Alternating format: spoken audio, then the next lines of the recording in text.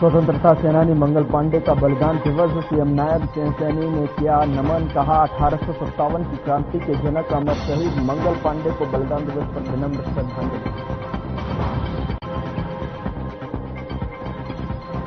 हरियाणा में 14 अप्रैल को पीएम मोदी का आगमन। हिसार एयरपोर्ट का शुभारंभ करेंगे पीएम मोदी। तैयारियों को लेकर हुई पार्टी की मीटिंग।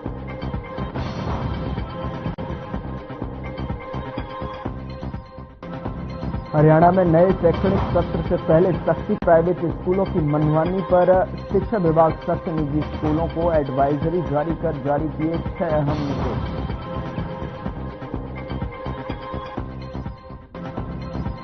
गर्मी से तपने लगा हरियाणा। अप्रैल महीने में टूटा पिछले 10 साल का रिकॉर्ड। मई और जून की गर्मी को लेकर लोगों में टेंशन।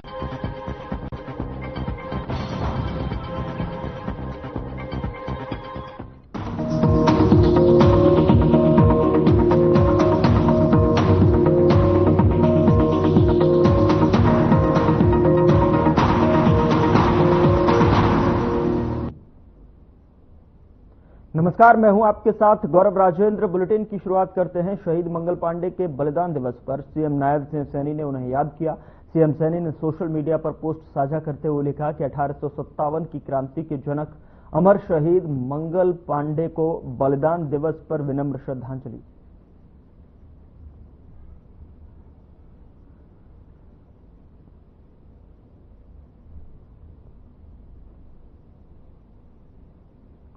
सीएम नायब सिंह सैनी ने नमन किया और बलिदान दिवस पर उन्हें याद करते हुए विनम्र श्रद्धांजलि उन्होंने अपने सोशल मीडिया अकाउंट के जरिए लिखा कि 1857 की क्रांति के जनक स्वतंत्रता संग्राम सेनानी शहीद मंगल पांडे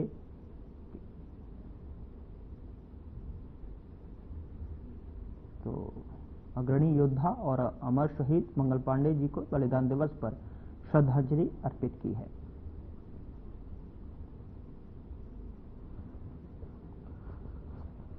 सीएम नायब सिंह सैनी ने नमन करते हुए सोशल मीडिया प्लेटफॉर्म पर 1857 की क्रांति के जनक स्वतंत्रता संग्राम के अग्रणी योद्धा अमर शहीद मंगल पांडे को बलिदान दिवस पर विनम्र श्रद्धांजलि अर्पित की है।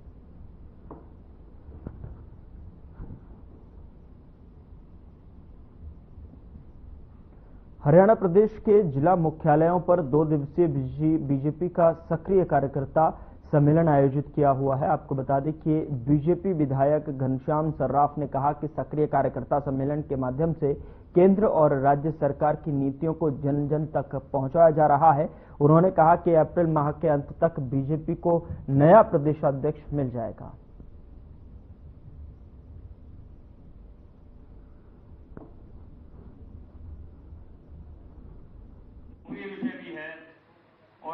ऐसे कार्यकर्ताओं को प्रशिक्षण दिया जा रहा है। अभी 200 के करीब कार्यकर्ता इस हॉल में उपस्थित हैं और हम ये मानते हैं कि आने वाला समय में हमारा जो भी कार्यकर्ताओं को निर्देश दिया जाता है, उनको ट्रेनिंग दी जाती है, उससे वे लोग आगे बढ़ेंगे और पार्टी की जो हमारी सिस्टम है उसको आगे बढ़ाने के लिए जन जन के पास जाके प्रचार भी करेंगे।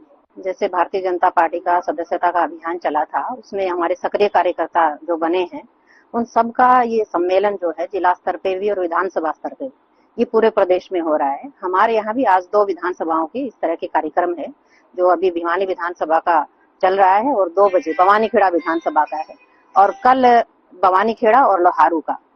तो चारों 2 दिन के इस अंतराल में हमारे चारों विधानसभा के ये कार्यकर्ता जो सम्मेलन है ये संपन्न होने जा रहे हैं।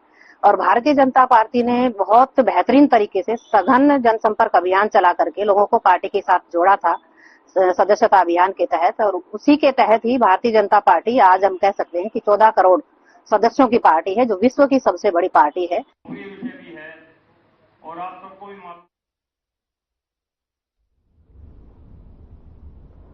उधर सिरसाब्राज पुल के पिलर में अटका हुआ अज्ञात व्यक्ति का शव मिलने से सनसनी फैल गई है। आपको बता दें कि इस शव की हालत अत्यंत दयनीय स्थिति में थी, जिसे देखने मात्र से ही पता लग रहा था कि शव 10 दिन पहले ही कहीं से जो है तैरता हुआ आ रहा होगा। वहीं मामले में थाना प्रभारी बीरभान ने बताया कि मटरवा खेड़ी सरपंच से सूचना मिली थी कि किसी अज्ञात व्यक्ति का शव पुल के पिलर के साथ अटका हुआ है।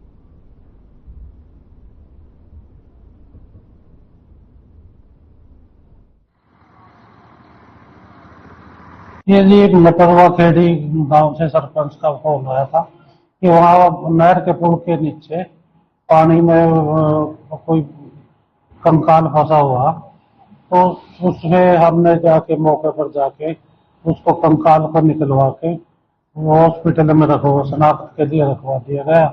और जब बिल्कुल कंकाल गला सड़ा हुआ है उसका DNA रखा जाएगा और उसके लिए कार्रवाई की जाएगी।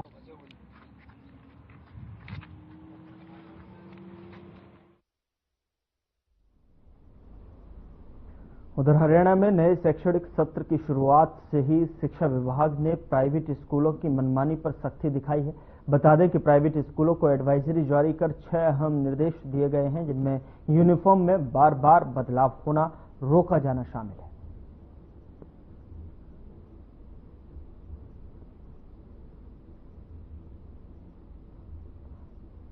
है। स्कूलों की मनमानी पर सख्ती यहां पर एक बार फिर से दिखाई दी है, जहां पर नए शैक्षणिक सत्र की शुरुआत के तहत ये सख्ती, जहां पर बार बार जो है स्कूलों के समय में बदलाव होना, उसको लेकर रोक लगाना यहां पर दिखाई दिया है। जब नए शैक्षणिक सत्र की शुरुआत के दौरान शिक्षा विभाग ने ये सख्ती दिखाई है, जिससे कि स्कूलों की मनमानी पर कहीं न कहीं ब्रेक लगाने की यहां पर कवायद।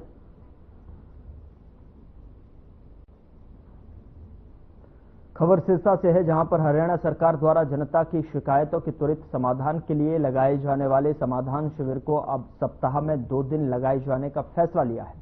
इन शिविरों में सभी विभागों के अधिकारियों की उपस्थिति रहेगी। बता दें कि शिविर सुबह 10 बजे से दोपहर 12 बजे तक लगाए जाएंगे। उपायुक्त शांतनु शर्मा ने बताया कि जिला मुख्यालय डबवाली, कालावली और एलनाबाद उपमंडल मुख्यालयों पर हर सोमवार एवं गुरुवार को प्रातः 10 से 12 बजे तक समाधान शिविर आयोजित किए जाएंगे।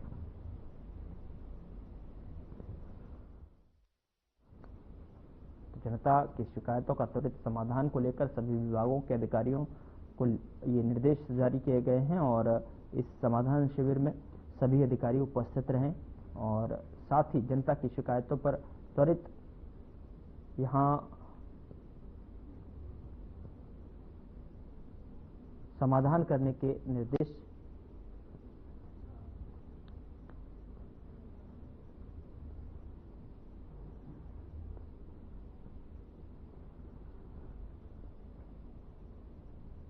उधर महेंद्रगढ़ जिले की 6 मंडियों में सरसों की खरीद शुरू हो गई है। आपको बता दें कि मार्केटिंग बोर्ड ने जिले की इन मंडियों में सरसों खरीद को लेकर सभी प्रबंध कर लिए।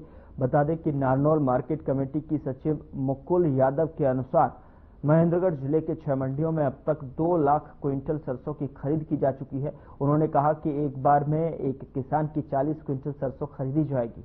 मंडियों में किसानों के लिए उचित बैठने की व्यवस्था, हेल्प डेस्क जैसी सुविधाएं किसानों के लिए की गई है।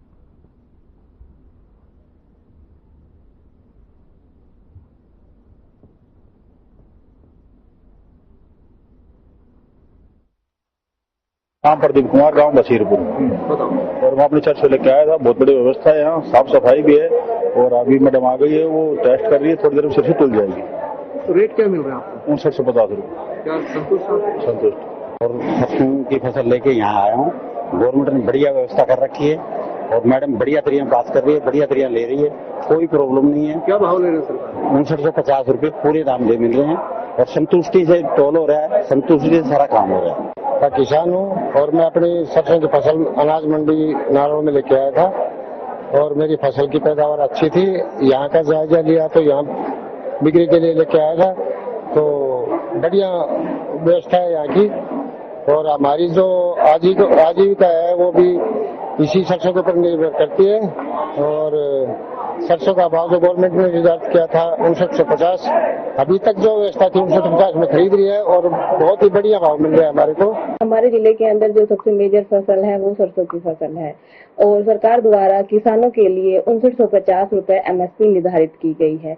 रही बात मार्केट कमेटी नारनौल के द्वारा दी जाने वाली सुविधाओं के बारे में, तो मैं आपको बताना चाहूंगी कि मार्केट कमेटी ने किसानों के लिए टेंट लगवाया है, टीन शेड है, ठंडे पानी के लिए यहाँ पर वाटर कूलर की सुविधा उपलब्ध है और गेट के ऊपर ही हेल्प डेस्क बनाया गया है। अगर किसी किसान को किसी भी प्रकार की कोई समस्या है तो वो अपनी शिकायत हेल्प डेस्क में दर्ज करवा सकता है।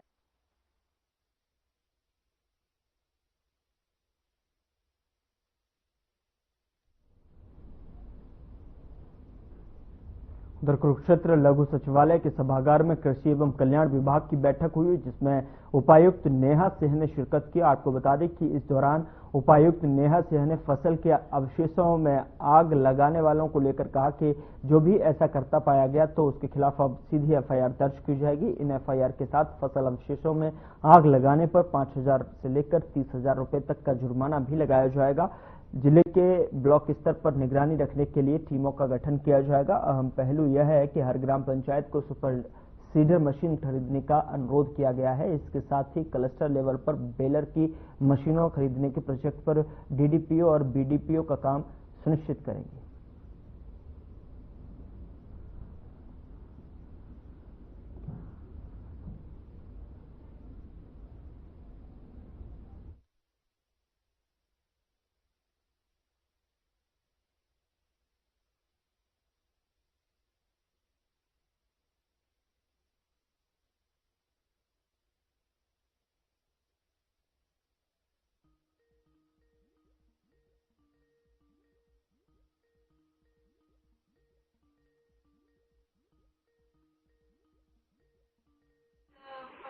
लगातार हर वर्ष हम ये कोशिश कर रहे हैं कि हम इसको नीचे ले जाएं।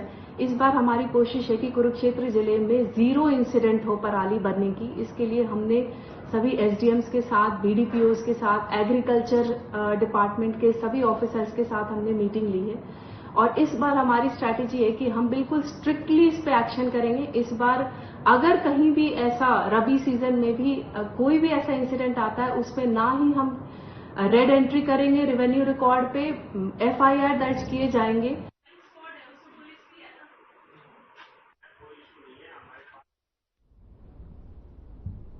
उधर फरीदाबाद रेलवे पुलिस टीम के साथ ओल्ड फरीदाबाद रेलवे स्टेशन पर उच्च अधिकारियों के दिशा निर्देशानुसार अपराध और अपराधियों पर रोकथाम के लिए गश्त कर रहे थे, तभी विशाखापट्टनम से दिल्ली जाने वाली गाड़ी समता एक्सप्रेस के निकलने के बाद में प्लेटफॉर्म संख्या 2 पर एक सीमेंटेड बेच के नीचे मिले एक लावारिस संदिग्ध प्लास्टिक के कट्टे को चेक करने पर लाखों रुपए कीमत का नशीला पदार्थ 9.5 किलो गांजा बरामद हुआ है, जिसे कब्जे में लेते हुए पुलिस ने प्राथमिकी दर्ज कर नियमानुसार कार्रवाई शुरू कर दी है। अपराधियों का सुराग लगाने के लिए अलग अलग 2 रेडिंग पार्टियां बनाई गई हैं।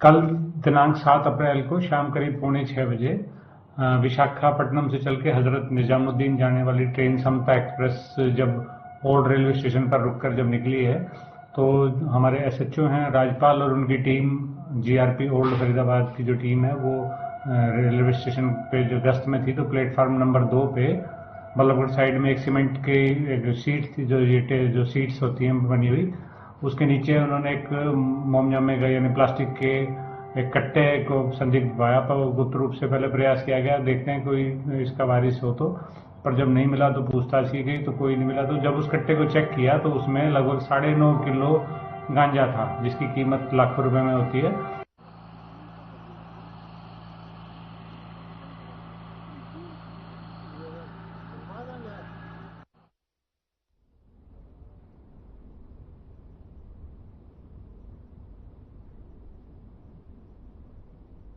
शहरी एवं ग्रामीण क्षेत्रों में दूषित पानी के कारण बीमारियों के फैलने की बात सामने आ रही थी। बता दें कि जिसको लेकर दूषित पानी की जांच के लिए पंचकुला से टेस्टिंग मोबाइल वैन पलवल पहुंची और पलवल मोबाइल वैन लैब के माध्यम से दूषित पानी की मौके पर ही जांच की जाएगी। अधिकारियों का कहना है कि मोबाइल टेस्टिंग लैब को, जो कि हरियाणा के हर जिले में 15 से 30 दिन तक जिले के विभिन्न क्षेत्रों में रहकर दूषित पानी की जांच करके इनकी रिपोर्ट जो है मुख्यालय प्रेषित की जाती है, ताकि पानी की गुणवत्ता के बारे में पूरी जानकारी मिल सके।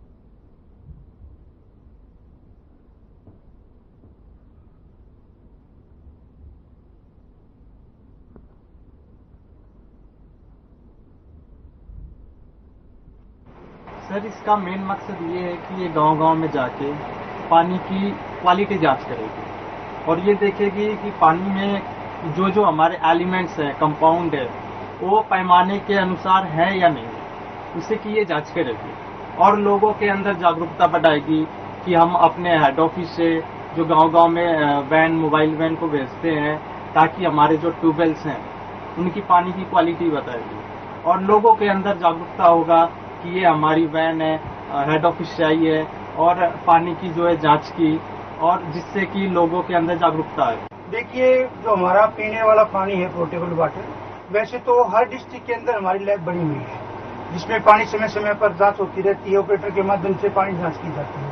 फिर भी लोगों को जागरूक करने के लिए कि ये हमारा पानी जो सप्लाई पे चला हुआ गाँव में पर ये पीने लायक है, ये पोर्टेबल है, इसकी पैमाने की जांच कराने के लिए एक हेड ऑफिस से मोबाइल वैन चलाई गई है जो हर डिस्ट्रिक्ट में समय से अनुसार जाती रहती है।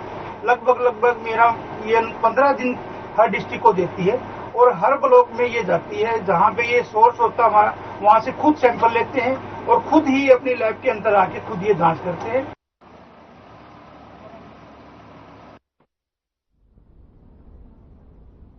सिविल सर्जन डॉक्टर रघुवीर सांडेले ने बताया कि गांव में स्थित कुछ सीएचसी, पीएचसी खस्ता हाल में हैं और बंद होने की कगार पर हैं। ऐसी स्थिति से निपटने के लिए जहां एक तरफ उन्होंने सरकार को पत्र भेजा है तो वहीं दूसरी ओर गांव के सरपंच से अपील की है कि वह तब तक पंचायत भवन में सीएचसी और पीएचसी सेंटर की अनुमति प्रदान करवाएं जब तक सीएचसी, पीएचसी सेंटर का नवीनीकरण नहीं हो जाता, ताकि गांव के लोग किसी भी तरह की स्वास्थ्य सेवाओं से वंचित न रह सकें।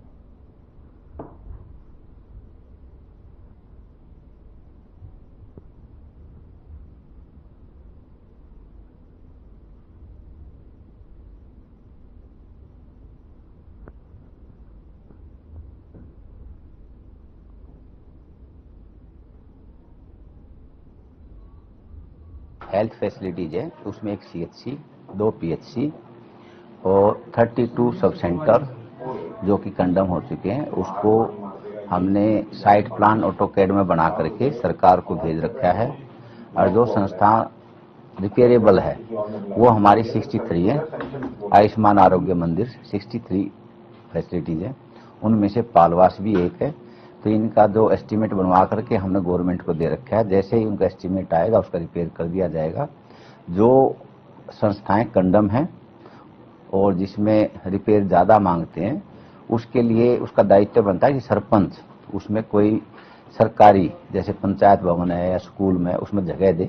जैसे कि पालवास में भी हमने सरकारी सरपंच के द्वारा ही पंचायत भवन में 2 कमरे दे रखे हैं, उसमें आयुष्मान आरोग्य मंदिर चल रहा है।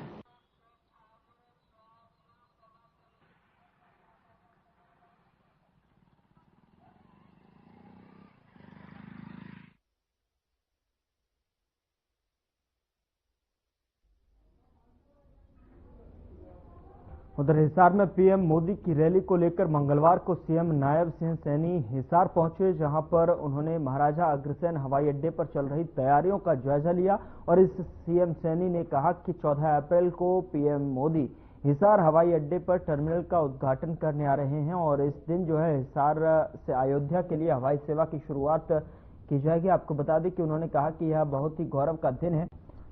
देश के पीएम मोदी और 14 अप्रैल को भारत रत्न बाबा भीमराव अंबेडकर जी की जयंती पर अवसर 2 बड़ी परियोजनाएं हरियाणा को समर्पित करने के लिए आ रहे हैं। पीएम मोदी का विजन है विकसित भारत और उसी विकसित भारत को गति देने के लिए हमारा विकसित हरियाणा 800 मेगावाट का सुपर क्रिटिकल यूनिट का शिलान्यास करेंगे। महाराजा अग्रसेन एयरपोर्ट से उड़ान शुरू हो जाएगी। आपको बता दें कि इसका लाभ हिसार के लोगों के साथ साथ पंजाब और राजस्थान के लोगों को भी मिलेगा।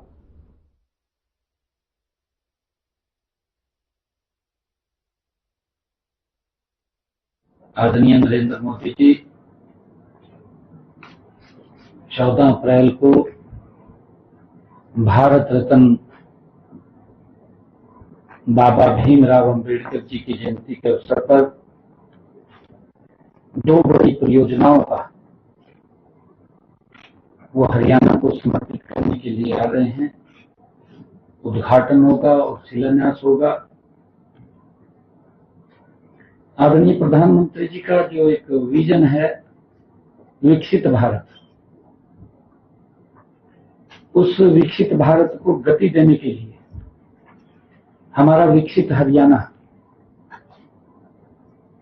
800 मेगावाट का सुपर क्रिटिकल यूनिट उसका शिलान्यास करेंगे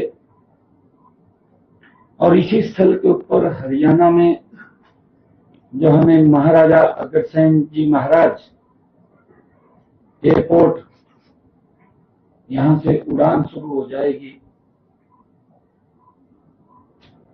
और लोगों को, हमारे हरियाणा के हिसार के लोगों को तो लाभ मिलेगा ही, परंतु इस एयरपोर्ट का लाभ पंजाब का एक बड़ा भाग, राजस्थान का एक बड़ा भाग, वहां के लोगों को भी इस एयरपोर्ट का बड़ा लाभ मिलेगा। क्योंकि अगर कोई इस प्रकार की बड़ी यूनिट कहीं पर भी आती है, उस क्षेत्र ऑटोमेटिक गति से विकसित हो जाता है, आगे बढ़ जाता है। आदरणीय प्रधानमंत्री जी जो हरियाणा में आ रहे हैं, उस गति को और तेज करने के लिए, इस विकास की गति को तीव्र गति देने के लिए आदरणीय प्रधानमंत्री जी हरियाणा में आ रहे हैं।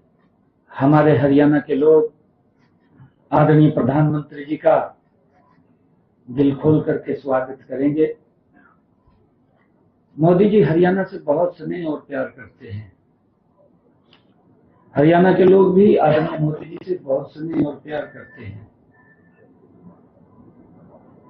और उसी कड़ी के अंदर हमें अपना हवाई अड्डा मिल रहा है। ऊर्जा के क्षेत्र के अंदर तेज गति से, क्योंकि आज पूरा का पूरा सिस्टम ऊर्जा की तरफ बढ़ रहा है और हमें एक 800 मेगावाट का सुपर क्रिटिकल यूनिट जो अपने समय में तैयार होगा, 7,772 करोड़ रुपए जिसको पर लागत आएगी और वो 2028 के अंत तक उसको पूरा कर लिया जाएगा। पूरे अपने समय में बनकर के तैयार होगा और हरियाणा के लोगों को उसका लाभ मिलेगा। आज हमने यहाँ की आदरणीय प्रधानमंत्री जी आ रहे हैं, उस बैठक के अंदर अधिकारियों के साथ जायजा लिया है। भारी संख्या में लोग यहाँ पर आदरणीय प्रधानमंत्री जी का स्वागत करने के लिए आएंगे। एक एक बारीक से बारीक चीज को हमने ध्यान से देख करके उसके दिशा निर्देश दिए हैं कि किसी प्रकार की कोई भी कमी किसी भी पॉइंट पे ना रहे, उसको लेकर के हमने बारीकी से उसके ऊपर चर्चा की है। हिसार के अंदर आदरणीय प्रधानमंत्री जी टर्मिनल जो बिल्डिंग है उसका भी शिलान्यास करेंगे, जिसका आने वाले समय के अंदर लाभ मिलेगा। और यहां से भगवान श्री राम महाराजा अग्रसेन एयरपोर्ट से महर्षि वाल्मीकि एयरपोर्ट पर फ्लाइट उतरेगी और इसी फ्लाइट से भगवान श्री राम के भव्य और दिव्य दर्शन भी करने का अवसर मिलेगा।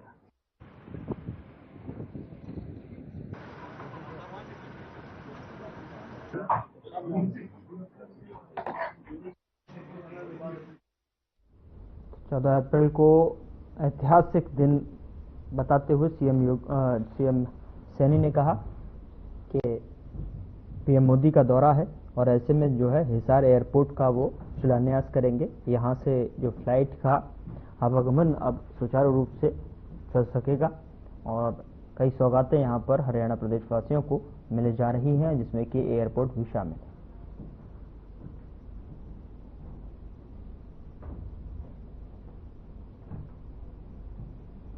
फिलहाल बुलेटिन में इतना ही। नमस्कार।